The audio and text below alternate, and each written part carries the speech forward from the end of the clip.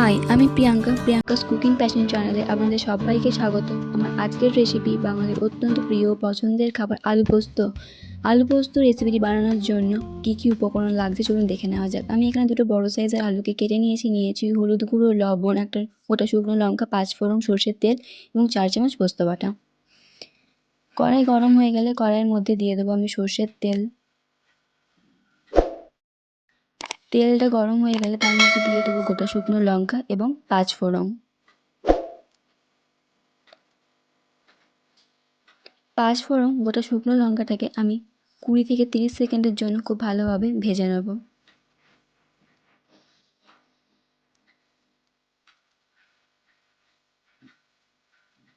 এরপর আমি এর মধ্যে দিয়ে দিচ্ছি আগে থেকে কেটে রাখা আলু।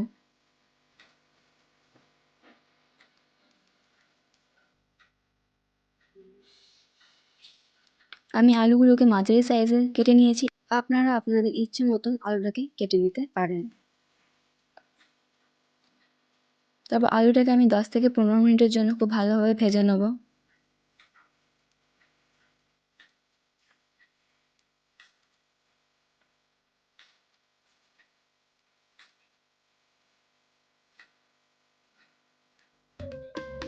আলুটাকে এভাবে নাড়াচাড়া করতেই থাকবেন, নয়তো আলুটা নিচে লেগে যেতে পারে।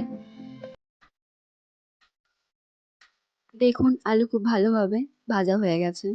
এর মধ্যে দিয়ে দেবো পরিমাণ মতো লবণ এবং পরিমাণ মতো হলুদ।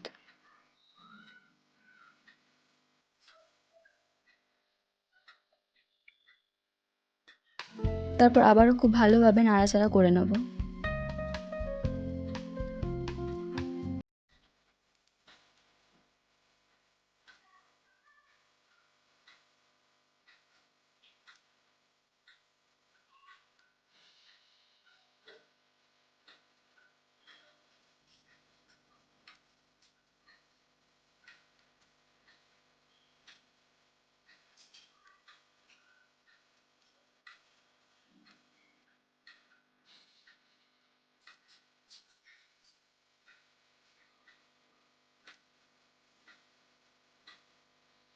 হলুদ এবং লবণটাকে আমরা খুব ভালোভাবে মিশিয়ে নিয়েছি।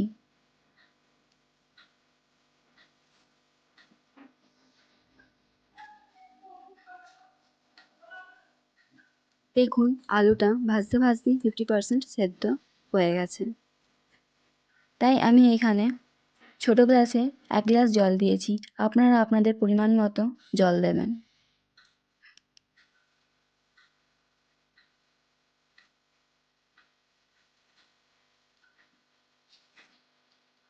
আবারও আলুগুলোকে খুব ভালোভাবে নেড়ে নিচ্ছি। এরপর ঢাকা দিয়ে আমি 10 মিনিটের জন্য আলুটাকে সেদ্ধ হতে দেব।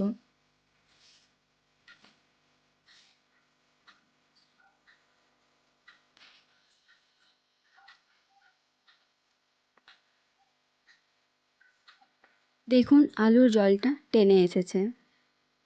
আবারও নাড়াচাড়া করে নেব।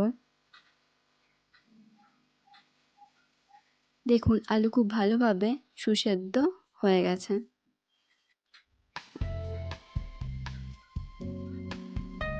আবারও ঢাকা দিয়ে আমি জলটাকে আরেকটু ঘন করে নেব 5 মিনিটের জন্য। 5 মিনিট পর ঢাকা খুলে দেখুন জলটা আমাদের পুরোপুরি টেনে গেছে এবং আলুটা খুব ভালোভাবে সুসেদ্ধ হয়ে গেছে।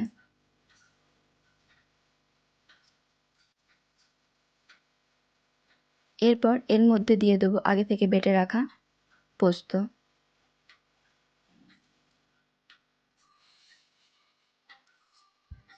তারপর আলুর সাথে পোস্ত খুব ভালোভাবে মিশিয়ে নেব।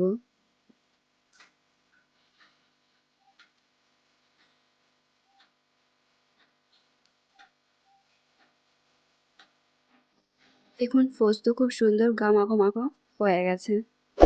দেখুন পোস্ত প্রায় রেডি, তাই সবশেষে দিচ্ছি 1 চামচ সর্ষের তেল। সর্ষের তেল এবং পোস্ত মিলেমিশে খুব সুন্দর একটা গন্ধ বার হবে। আবারও আমি গ্যাস বন্ধ করে 2 মিনিটের জন্য ঢাকা দিয়ে রেখে দেবো। পরিবেশনের জন্য একদম তৈরি গরম গরম আলু পোস্ত রেসিপি। আপনাদের আজকের রেসিপিটি কেমন লাগলো অবশ্যই কমেন্ট করে জানাবেন। ভালো লেগে থাকলে লাইক কমেন্ট শেয়ার করবেন এবং বাড়িতে ট্রাই করে দেখবেন। আরও নতুন নতুন রেসিপি পেতে হলে আমার চ্যানেলটি সাবস্ক্রাইব করবেন এবং পাশে থাকা বেল আইকনটি অন করে দেবেন, যাতে আরও নতুন নতুন রেসিপি আপনাদের কাছে পৌঁছে যায়।